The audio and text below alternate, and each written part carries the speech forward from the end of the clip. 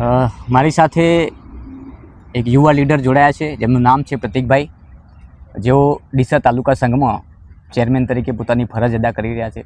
આજે અમે જે અંબાજીનો મહામેળો યોજાવા જઈ રહ્યો છે, જેને લઈને અનેક એવા કેમ્પો છે જે સેવાકીય પ્રવૃત્તિઓ સાથે જોડાયેલા લોકો દ્વારા આ કેમ્પનું આયોજન થતું હોય છે.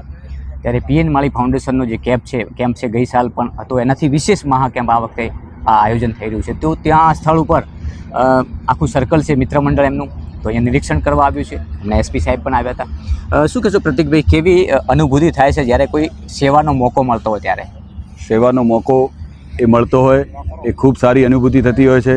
જ્યારે આ ભાદરવી પૂનમના મેળાના અંદર આપણે લાખો માઈ ભક્તો અહીંયા બનાસકાંઠાના અંદર અંબા માતાના દર્શન કરવા પગપાળા આવે છે, ત્યારે અહીંયા આગળ સેવા કેમ્પો બહુ લાગે છે. પણ પીએન માળી ફાઉન્ડેશન દ્વારા જે સેવા કેમ્પ કરવામાં આવે છે એના અંદર ખૂબ સારી સેવા આપવામાં આવે છે. લોકોને જમવાનું, ચા, નાસ્તો અને મેડિકલની સુવિધા આપવામાં આવે છે. અહીંયા પબ્લિકને કોઈપણ જાતની અગવડ ના પડે અને લોકોની સેવા કરવાનો જે અનુભવ થાય છે એ ખૂબ સારો અનુભવ થાય છે. આજે અહીંયા પહોંચ્યા છો, વિસ્તારની દ્રષ્ટિએ 11 વીઘામાં આ મંડપ ડેકોરેશનની સજાવટ થવા જ્યારે જઈ રહી છે, ત્યારે આટલી મોટી જમીન 11 વીઘામાં મંડપ ડેકોરેશન એટલે કોઈ નાની વાત નથી. અને કરોડો રૂપિયાનો ખર્ચો હોય છે. ત્યારે 5-5 દિવસના જ્યારે કેમ્પ ચાલતા હોય છે, લાખો માય ભક્તો પ્રસાદ લેતા હોય છે, સેવાનો લાભ લેતા હોય. આ બધું કરવું અશક્ય વસ્તુ છે. એના માટે એક ભાવના જોઈએ. જે પીએન માળી ફાઉન્ડેશન, જે પીએન માળી પોતે છે, એમને ખૂબ એવી ભાવના છે. એમને ઘણા બધા કાર્યક્રમો કર્યા છે. જેમ કે હમણાં યુદ્ધનો સમય હતો સિંદૂરવાળો, ત્યારે જ્યારે આપણા સૈનિકોને બ્લડની જરૂર હતી ત્યારે બ્લડ ડોનેશન કેમ્પ કર્યો. ગૌ માતા માટે એમને ડાયરાનું આયોજન કર્યું. એવી જ સેવાકીય પ્રવૃત્તિઓ કરવા માટે આ તત્પર હોય છે.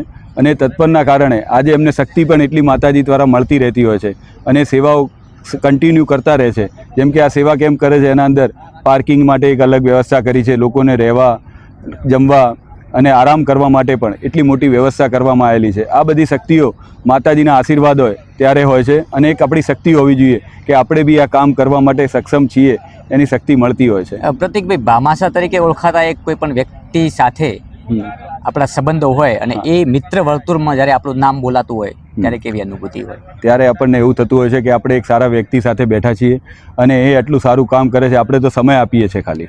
અમે એક કાર્યકર તરીકે અહીંયા કામ કરવા આવીએ છીએ અને કાર્યકર તરીકે અહીંયા કામ કરીએ છીએ ત્યારે એવું લાગે છે કે આપણે લોકોની જ્યારે સેવા પીએન માળી દ્વારા થતી હોય છે, એ સેવાના અંદર આપણે સહભાગી થઈએ છીએ અને એ સહભાગીના અંદર આપણને મનના અંદરથી ખૂબ ઉત્સાહ થાય છે અને એનર્જી વધે છે. બિલકુલ આભાર પ્રતિકભાઈ, અમારી સાથે જોડાવા બદલ. તો આ હતા પ્રતિકભાઈ, અને જેમને વાત કરી છે કે પીએન માળી ફાઉન્ડેશનના પ્રણેતા અને ભામાસા તરીકે બનાસકાંઠામાં ઓળખાતા આવા સર્કલમાં જ્યારે બેસવાનું હોય છે ને, ત્યારે આપણી આત્મા પણ જાગી ઉઠે છે, આપણી ભાવનાઓ પણ જાગે છે અને લોકોનું કલ્યાણ કરવાની વાત આપણા મનમાં પણ ભગવાન આપણને ઓટોમેટિક ઉત્પન્ન કરે છે કે આપણે પણ આવી કંઈક નાના મોટી કોઈ પણ તમે સેવા કરો, સમય આપો ને, એ પણ એક સેવા છે. અને એ સમય આજે પીએન માળી ફાઉન્ડેશનના મિત્ર સર્કલ જે છે એ આપી રહ્યા છે. મારી સાથે પ્રતિકભાઈ હતા, એમની સાથે પણ વિશેષ ચર્ચાઓ કરી.